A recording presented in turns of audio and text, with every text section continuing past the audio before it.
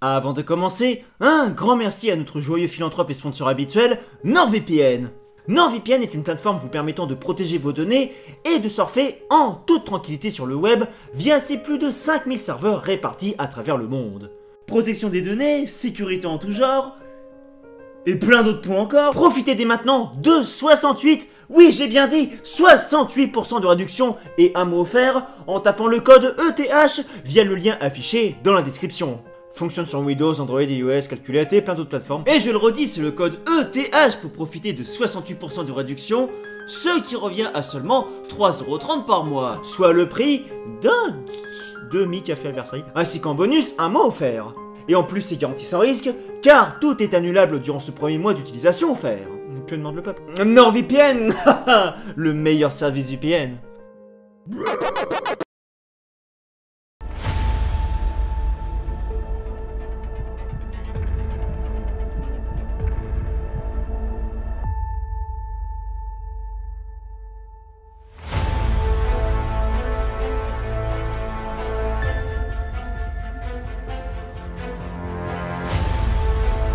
Il disait que j'avais perdu ma sauvegarde. Il disait que j'avais perdu ma partie en Iron Man. Il disait que cet épisode ne verrait jamais le jour. Et bon, moi aussi accessoirement, vu que le dernier en date s'est fait démonétiser pour incitation à la haine, ce qui a complètement flingué le référencement. Partagez cette vidéo s'il vous plaît. Mais c'était sans compter sur mon skill légendaire à Hearts of Iron 4. Je suis Napoléon VI, le conquérant de l'Angleterre, et je suis le maître ultime de la stratégie.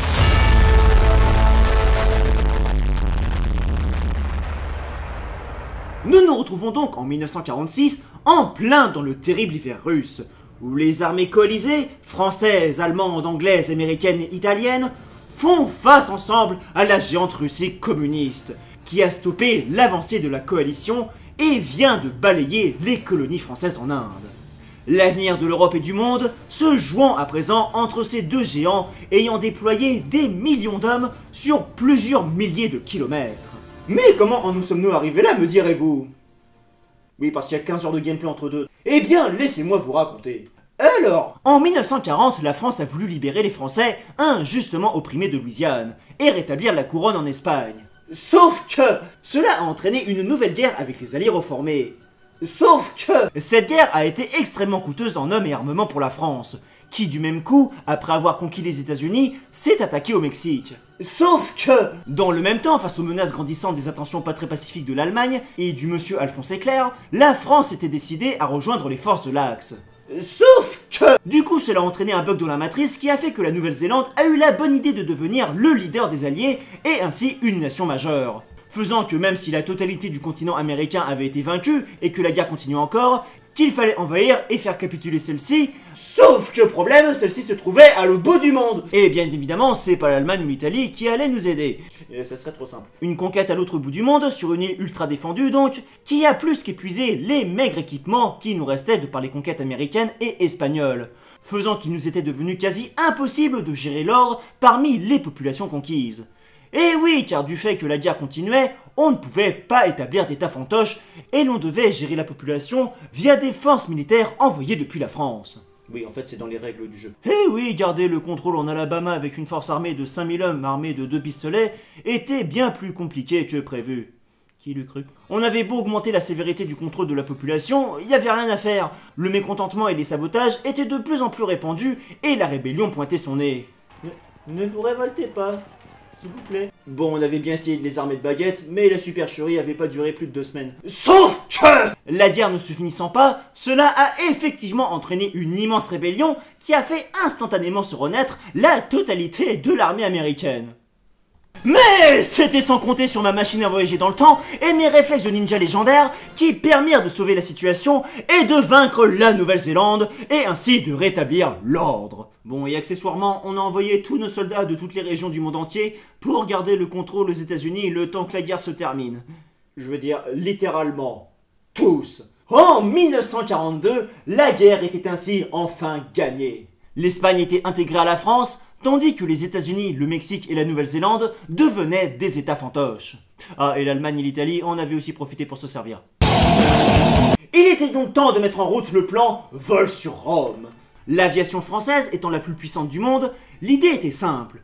Quitter les forces de l'Axe et immédiatement déclarer la guerre à l'Allemagne et l'Italie pour ainsi lancer une attaque aérienne massive sur l'Italie afin de faire capituler celle-ci en moins d'1 semaine, permettant ainsi de concentrer nos forces sur l'Allemagne. L'armée française se remettant encore de sa deuxième guerre avec les Alliés, ne pouvant se permettre de faire face aux armées allemandes et italiennes combinées. Et il était d'autant plus urgent d'intervenir car l'Allemagne avait dans le même temps déclaré la guerre à la Russie qui était à 2 points de capituler. Les forces allemandes se rapprochant dangereusement de Moscou. Eh oh mon succès, j'ai pas fait tout ça pour rien. Bon, ceci dit, la situation avait un avantage.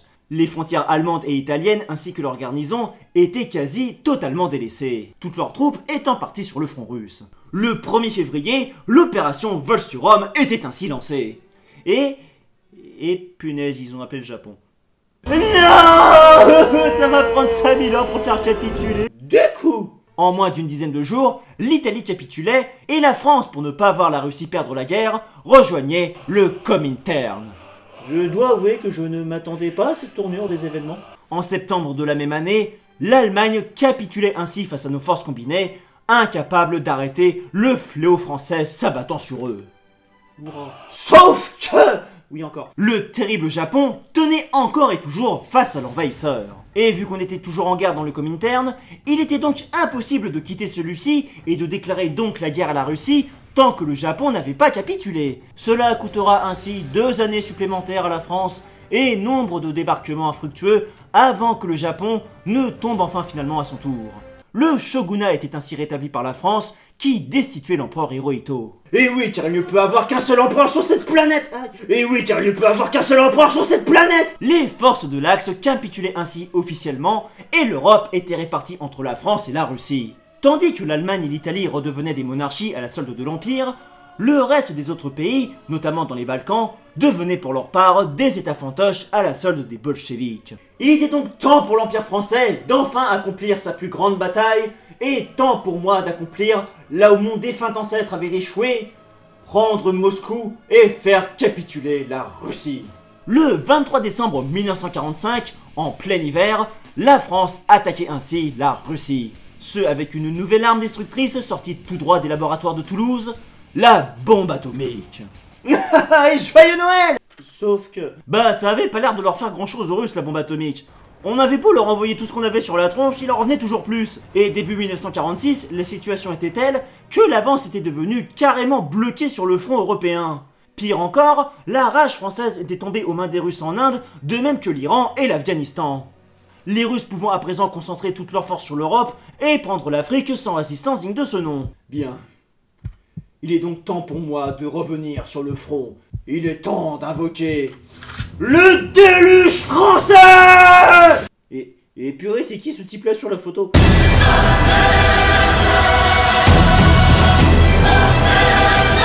En avant, braves soldats de la garde impériale, à la charge!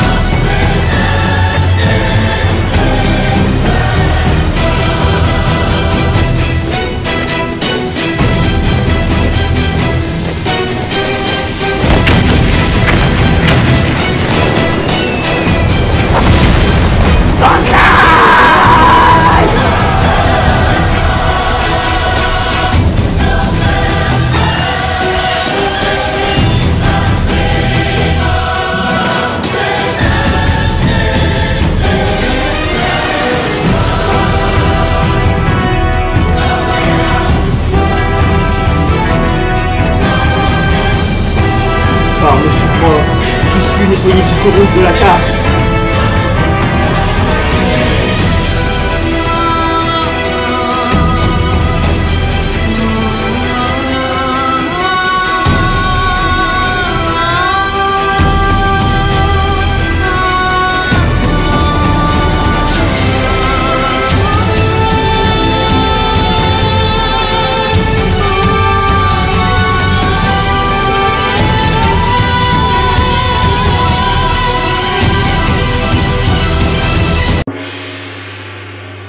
Oh mon dieu.